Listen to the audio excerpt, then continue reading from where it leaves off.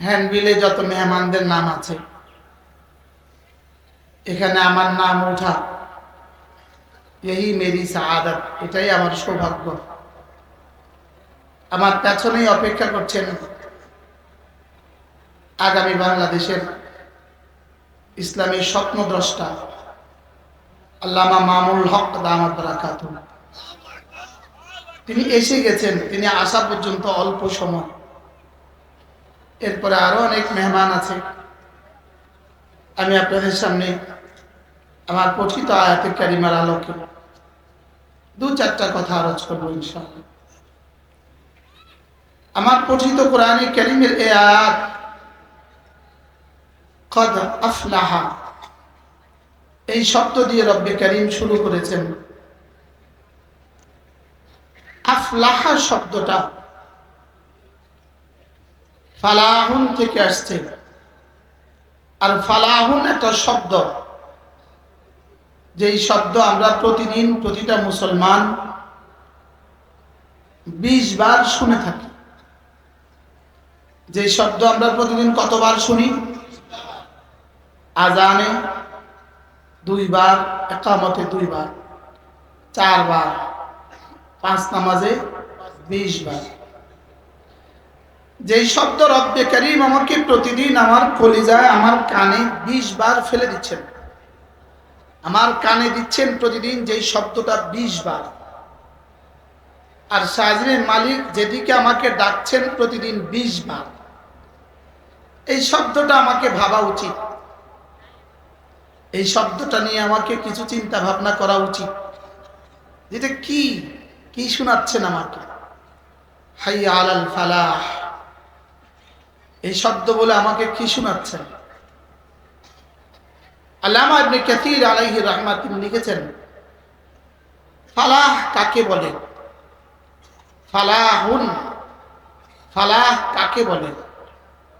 তিনি বলেন, আইয়াজিদাল মারউ কুল্লা মাহবুবিহি, একজন মানুষ তার জীবনের সমস্ত প্রিয় বস্তু পেয়ে যায়, একজন মানুষ তার জীবনের সমস্ত চাওয়া পেয়ে যায়, সে যত কিছু পছন্দ করে সব তার হয়ে যায়, সে যা চায় সব পেয়ে যায়, এটাকে বলে ফালাহ। ওয়া আইয়াহতারিজাল মারউ আন জামিই মাকরুহিহি, একজন মানুষ তার জীবনে যত অচাওয়া আছে, যত অপ্রিয় বস্তু আছে, সমস্ত অপ্রিয় বস্তু থেকে সে বেঁচে যায়, এটাকে বলে ফালাহ। তার কোনো প্রিয় বস্তু আর জীবনে বাকি থাকে না, এটার নাম ফালাহ। কোনো অপ্রিয় বস্তু তাকে স্পর্শ করে না, এটার নাম ফালাহ। আল্লামা ইবনে কাসির আলাইহি রাহমাত এই শব্দের পরে তিনি বলেন, যদি ফালাহের এই তরজমাই হয়, এই ফালাহ এর মেজদাক দুনিয়াতে কোনো মানুষের পক্ষেই সম্ভব নয়। এই ফালাহের মেজদাক হবে শুধুই জান্নাত। তাফসীরে কবীরে ইমাম রাজি রাহিমাহুল্লাহ তাআলা তিনি বলেন, ইমাম রাজি রাহিমাহুল্লাহ বলেন যে ফালাহুন শব্দটা, ফালাহুন শব্দটা আল্লাহ তাআলার পক্ষ থেকে বনি আদমের জন্য সবচেয়ে বড় পুরস্কার। ফালাহুন শব্দ বনি আদমের জন্য আল্লাহর পক্ষ থেকে সবচেয়ে বড় বরাদ্দ। যেই শব্দ দিয়ে রব্বে কারীম প্রথম শব্দ উলাইকা আলা হুদাম মির রাব্বিহিম ওয়া উলাইকা হুমুল মুফলিহুন, কোরআন যেই শব্দ বনি আদমের সফলতা প্রথম শব্দ বলেছেন, এই শব্দ হলো মুফলিহুন। বলেন শব্দ কি? বলেন মুফলিহুন। ফালাহুন শব্দের সফলতা কোথায় গিয়ে শুরু হবে? কোথা থেকে ফালাহুনের সফলতা শুরু হবে? আমরা মনে করছি ইনি সফল প্রাইমারি স্কুলের সফল হেডমাস্টার, ইনি হাই স্কুলের সফল টিচার, ইনি সফল টিউনো, ইনি সফল ওসি, ইনি সফল এমপি, ইনি সফল মন্ত্রী, ইনি সফল বক্তা, ইনি সফল পিসা। আমরা ভাবছি ইনি সফল মুহতামিম, ইনি সফল শেখুল হাদিস। না না না না, সারা পৃথিবীর সমস্ত মানুষের সফলতার তাসাব্বুর যেখানে গিয়ে শেষ হবে, ফালাহুনের সফলতার সর্বনিম্ন স্তর সেখান থেকে শুরু হবে। ফালাহুন, ছাত্র বলো তো আমার সাথে একটু বলো। আমি জানি বক্তৃতা কারা করবে এটা আমি জানি, এবং ওয়াজ যে অন্যরা আজকে করবে এটাও আমি বুঝি, বক্তৃতাও কারা করবে এটাও আমি বুঝি, আর আমি যে কিছু জানি না এটাও আমি বুঝি। সারা পৃথিবীর 800 কোটি মানুষ যদি জিবরিল হয়, 800 কোটি মানুষ যদি প্রত্যেকে যদি জিবরিল হয়, জিবরিল প্রত্যেকে যদি সফলতার তাসাব্বুর করে, আরো আগে বাড়তেন 800 কোটি মানুষ যদি সিদ্দিক আকবর হয়, প্রত্যেকে যদি ফালাহে তাসাব্বুর করে, ফালাহে তাসাব্বুর করতে করতে যদি কিয়ামত কায়েম হয়, সারা পৃথিবীর সমস্ত মানুষগুলো সিদ্দিক আকবর হয় রাদিয়াল্লাহু তাআলা আনহু, এটা সম্ভব।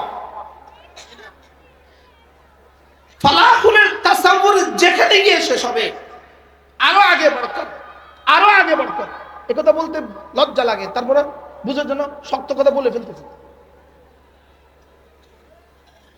না এটা আর বলতাম না। ফালাহুলের তাসাব্বুর সমস্ত নবীরা যেখানে গিয়ে শেষ করবে, রব্বে করিমের কাছে ফালাহুলের তাসাব্বুরের আদনা মেজদাক তার চেয়েও বেশি। ফালাহুলের মেজদাক কি এটা রব ছাড়া কেউ জানে না। বলেন এটা রব ছাড়া কেউ, আবার বলেন ফালাহুলের মেজদাক, বলো রব ছাড়া কেউ জানে না। ফালা তা'লামু নাফসুম মা উখফিয়া লাহুম মিন কুররাতি আয়ুন, ফালা তা'লামুন নফি, নাফসুন নাকিরা, আন নাকিরাতু তাহতা আন নফি তাউম্মু, ফালা তা'লামু নাফসুন আই ফালা তা'লামু জিবরিল, ফালা তা'লামু নাফসুন ফালা তা'লামু নাবিয়্যুম মিনাল আম্বিয়া, ফালা তা'লামু নাফসুন, পৃথিবীর কোন নফস জানে না, ওয়ালাউ কানা নবিয়ান জানে না, ওয়ালাউ কানা মালাকান জানে না, পৃথিবীর কোন ফেরেশতা জানে না, পৃথিবীর কোন নবী জানে না। রব্বে করিম কদ আফলাহার মধ্যে ফালাহুন বলে যা বুঝিয়েছে, না না এটা জানার যোগ্যতাই পৃথিবীর কোন মানুষকে রব দেন নাই। ফালা তা'লামু নাফসুম মা উখফিয়া লাহুম মিন কুররাতি আয়ুন, মিন কুররাতি আয়ুন, লা আইনুন রাআত ওয়ালা উযনুন সামিআত ওয়ালা খাতরা আলা কলবি বাশার, জানে না কেউ জানে না, বলো জানে না কেউ জানে না, না না ফালা তা'লামু নাফসুন, জানে না কেউ জানে না। আল্লাহর কসম, আল্লাহর কসম, শুধু আমাদের একবার কালেমায়ে তাইয়্যিবার বিনিময়ে রব্বে করিম যা রেখে দিয়েছেন, সারা পৃথিবীর কোন মাখলুকের আকল সেখানে রাসাই হবে না, সারা পৃথিবীর কোন মানুষের আকল সেখানে পৌঁছবে না। রব শুধুই আমার একবার সুবহানাল্লাহর বিনিময়ে যা লিখে রেখেছেন, বলো সুবহানাল্লাহ। একবার সুবহানাল্লাহর মোকাবেলায় যা রব রেখে দিয়েছেন, জিবরিলকে জিজ্ঞেস করো, জিবরিল একবার সুবহানাল্লাহ বলো কি হবে। জিবরিল যেন বলেন আমি তো রাসূলকে শুনিয়েছি, আযম মিন উহুদিন, আযম মিন উহুদিন, উহুদের চেয়েও বড়, উহুদের চেয়েও বড়। জিবরিল ওমা আযম মিন উহুদ, আল্লাহু আ'লাম, রব ছাড়া কেউ জানে না।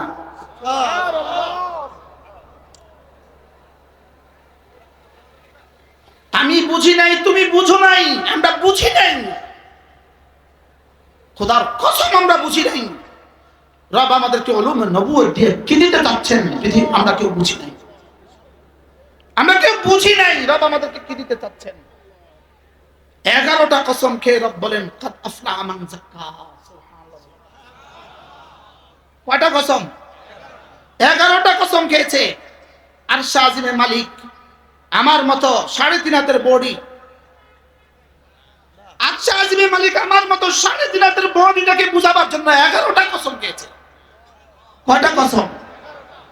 আমি পড়ি, তুমি গণো। ওয়াশ-শামসি ওয়া দুহাহা, ওয়াশ-শামসি 1 নাম্বার, ওয়াশ-শামসি ওয়া দুহাহা, ওয়াল কমারি ইযা তালাহা, ওয়ান নাহারি ইযা জাল্লাহা, ওয়াল লাইলি ইযা ইয়াগশাহা, ওয়াস সামাই ওয়া মা বানাহা, ওয়াল আরদি ওয়া মা তাহাহা, ওয়া নাফসিন ওয়া মা সাওয়াহা। কে কাকে বুঝাবার জন্য 11টা কসম খেয়েছেন?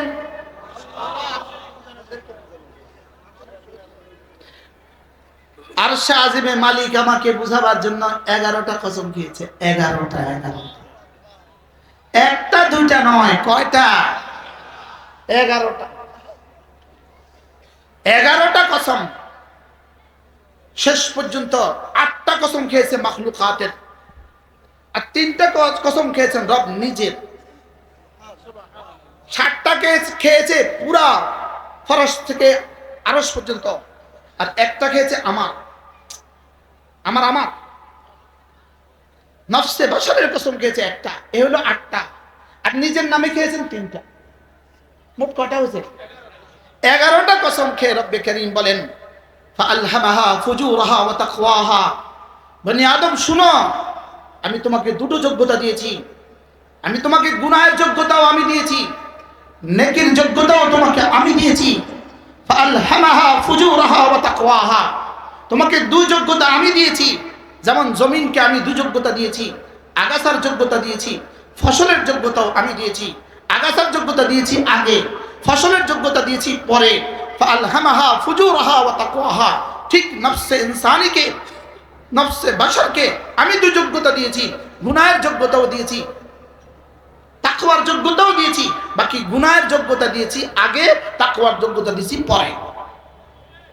গুনার যোগ্যতা আগে না তাকওয়ার যোগ্যতা আগে? জোরে বলেন। জমিনে আগাছার যোগ্যতা আগে না ফসলের যোগ্যতা আগে? আগাছার জন্য কি কি মেহনত লাগে বলেন? কোন কোন আগাছা কোন কোন মেহনত দ্বারা হয়? আগাছার জন্য কি লাগে না? কোনো মেহনতের সুযোগ নাই, দরকার নাই, প্রয়োজন নাই। লেকিন কোন কোন গাছ হয় মেহনত ছাড়া? কাঁচামরিচ গাছ, একটা পেঁয়াজ, একটা রসুন, একটা আলু।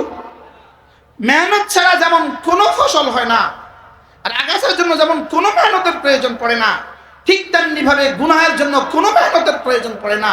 লেকিন কোনো মেহনত ছাড়া 1 জাররা ইবাদত হবে না। কি তাহলে জমিনে কয় যোগ্যতা? তাহলে নফসে কয় যোগ্যতা? আবার বল, নফসে কয় যোগ্যতা দিছে? 2 যোগ্যতা। কি কি? গুনার যোগ্যতা, নেকির যোগ্যতা। এবার রব্বে কারীম বলেন কাদ আফলাহা মান যাক্কাহা। এটাকে এখানে একটা নফস দিয়েছি, এটাকে যে চাষাবাদ করবা, এটাতে যে গাছ লাগাবা, সুবহানাল্লাহ বলেন, এটাকে যে পরিচ্ছন্ন করবা, এটাকে যে গুনাহ থেকে বাঁচাবা, এটাকে যে বলেন, সবাই বলেন, এটাকে যে কি করবা? গুনাহ থেকে বাঁচাবা, যাক্কাহা করবা, যাক্কাহা করবা, এটাকে যে তাজকিয়া করবা, এটাকে যে সাফ করবা। যাও, আমি কসম খেয়ে বলছি, আমি রব 11টা কসম খেয়ে বলি, আমি সূর্যের কসম খেয়ে বলি, আমি সূর্যের আলোর কসম খেয়ে বলি, আমি চন্দ্রের কসম খেয়ে বলি, আমি রাতের কসম খেয়ে বলি, আমি দিনের কসম খেয়ে বলি, আমি আকাশের কসম খেয়ে বলি, আমি আকাশ বানানেওয়ালার কসম খেয়ে বলি, আমি জমিনের কসম খেয়ে বলি, আমি জমিন বিছানেওয়ালার কসম খেয়ে বলি, আমি নফসে বাশার তোর কসম খেয়ে বলি। যা, শেষ 11 নম্বর ছুড়ে দিলাম, তোকে যিনি বানিয়েছেন তার কসম খেয়ে বলি।